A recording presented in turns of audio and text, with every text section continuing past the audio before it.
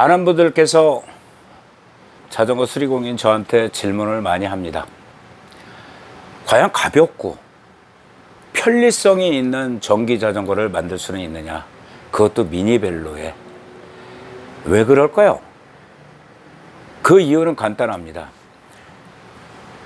접어서 수납이 가능한 것, 그 다음에 접어서 차로다가 장거리를 이동하는 방법. 연세가 드시면 KTX나 이런 것도 30% 디스카운트가 되는 걸로 알고 있고, 전철은 뭐 365일 동안 무료 승차를 하게 돼 있는 어떤 그런 것들을 활용을 해서 레포츠 활동을 하고 싶어 하는 것입니다. 그렇다고 지금 저비용 자전거들은 굉장히 많이 있죠.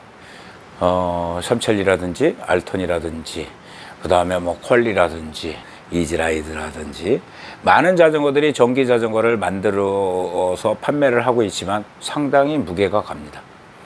뭐 보통 한 3kg에서 30kg까지 가는 건데 주체하기가 좀 힘들다는 겁니다. 또한 미니벨로를 타시는 분들이 좀 더 힘들지 않고 장거리를 갔다 올 수 있는 자전거는 없느냐, 이런 질문들도 많이 하셔서 요즘에 주목받고 있는 미니벨로의 전기 자전거를 장착하는 방법을 찾아보려고 합니다. 일단 제일 중요한 거, 가벼워야 된다는 겁니다. 두 번째, 작동이라든지 이런 쪽에 별 이질감이 없어야 된다는 거죠. 지금까지 전기 자전거를 그 미니벨로, 그러니까 바퀴가 작은 자전거에 전기로 출고가 되는 자전거들을 한두 번은 타보셨을 겁니다. 아니면 뭐 지금 공유 자전거도 굉장히 많은 것으로 알고 있습니다. 하지만 이 자전거의 전기 장치들은 두 가지의 갈래가 있다라는 것을 아셔야 될 겁니다. 파스 방식이다라고 한다면 슬로트를 주로 말씀들을 하세요. 슬로트를 당기면 가는 것이 파스라고 생각을 하시는데 그런 것은 아닙니다. 전기 자전거에 두 갈래가 있는데, 첫 번째는 우리가 많이 접하고 있는 파스 어시스트 방식이라는 방식이 있고, 또 하나의 갈래는 바로 토크 어시스트 방식이라는 것이 있습니다. 토크 어시스트 방식은 많이 접해 보지 못했을 겁니다.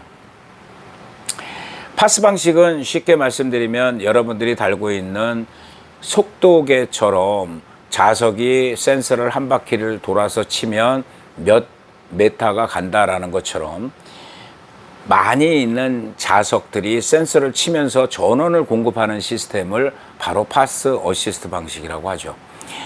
그거는 내가 원하는 상태의 자전거에 힘을 주면서 덜 힘들게 해주는 것은 결코 아닙니다. 위험성도 있죠. 그래서 파스 어시스트 방식에는 브레이크에 전원 차단 장치가 꼭 있어야 된다고 생각을 합니다. 왜냐하면 그냥 길 가다가 크랭크만 한 바퀴 돌면 얘는 후륜에 있는 모터가 작동이 돼버리면서 훅 튀어나가는 형태가 되거든요.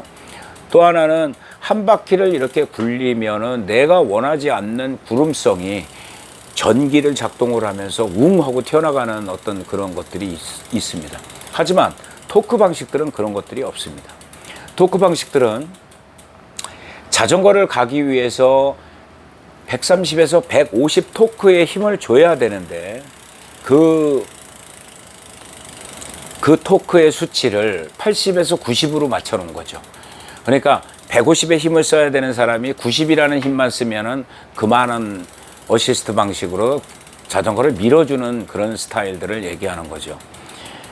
자전거 수리공은 2015년도부터 이 모터 킷에 대해서 연구를 많이 했었는데, 토크 어시스트 방식으로 되어 있는 값비싼 모터는 바로 보쉬 겁니다.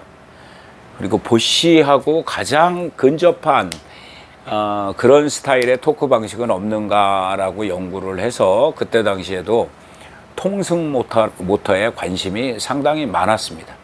그리고 많은 분들한테 통생 모터, 통승, 동승, 통생 이렇게 부르고 있는데, 뭐 저는 그냥 부르기 쉽게 그냥 통승 모터라고 하고 있는데요. 통승 모터를 소비자들한테 많이 권했고 직접 사오시게 했고 제가 장착만 한 자전거도 한 300대 정도는 된다고 생각을 합니다. 여기에 지금 미니벨로의 다른 이 모터가 역시 아마 제가 알기로는 통승에서 만든 걸로 알고 있어요.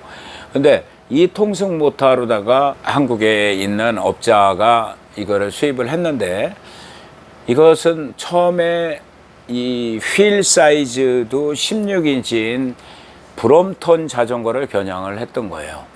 그런데 미니벨로의 장르 중에 가장 많은 부분을 차지하는 것이 바로 20인치입니다.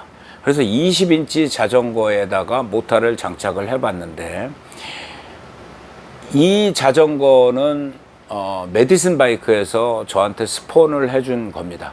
그래서 모터를 장착을 해보고 연구를 하고 있는 거죠. 그래서 여기 보면 메디슨 바이크의 피콜로라는 제품들입니다. 가장 많이 팔리기도 했고 최근에도 인기가 좋은 제품에다가 단순하게 크랭크를 분리하고 그 다음에 이쪽 회사에서 지원이 되는 사각 비비를 장착을 했고 그 다음에 크랭크에 컨트롤러하고 일체형이 되어 있는 지금 현재 크랭크를 장착을 했습니다. 얘는 전륜이기 때문에 후륜을 전원을 켜고 후륜을 작동을 해도 여기서는 돌아가지 않습니다. 후륜이 작동이 되면서 작동되는 힘의 원리에 의해서 앞에 있는 그 모터가 작동이 되는 그런 시스템이기 때문에 여기에서 모터가 가고 이러는 것들은 보여드릴 수가 사실은 없습니다. 크랭크로다가 뒷바퀴를 돌리게 되면 자전거는 나가겠죠. 그때 80에서 90 토크가 먹여지면은 이 모터는 작동이 됩니다. 일반적으로 미니벨로 이 피콜로의 미니벨로 자전거의 몸무게는 약 10kg대 정도, 10kg 정도가 왔다 갔다 하죠.